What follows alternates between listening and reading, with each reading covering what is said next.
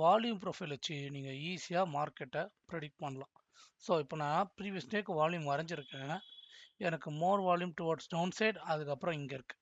இதுக்கு மேலெலாம் எனக்கு வால்யூமே இல்லை. ஸோ இதுக்கு மேலே எனக்கு மார்க்கெட் போயிடுச்சுன்னா ஃப்ரீயாக மேலே போகும். ஓகே, ஸோ இப்போ என்ன நடந்திருக்கு பாருங்கள். நான் வந்து ஒரு 15 to 5 மினிட்ஸ் போகிறேன்.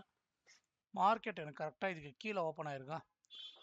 சி, எனக்கு மார்க்கெட் கீழே ஓப்பன் ஆன உடனே சப்ளை ஏரியாவில் இருந்து ஒரு ரெசிஸ்டன்ஸாக ஆக்ட் ஆகிருக்கு, தெரியுதா?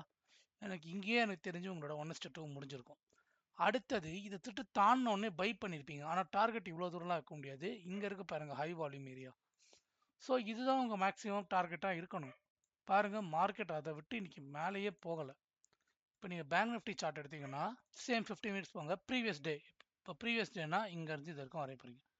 இப்போ நல்லா பாருங்கள், இந்த ஏரியாவில் நான் ட்ரேட் என்ட்ரி எடுத்துருக்க மாட்டேன். நீங்கள் என்ட்ரிஸை தான் நீங்கள் ஃபோக்கஸ் பண்ணணும். மார்க்கெட் எப்படி இருந்தாலுமே உங்கள் என்ட்ரி டார்கெட் தெரிஞ்சிடுச்சுன்னா உங்களால் ஈஸியாக ட்ரேட் பண்ண முடியும்.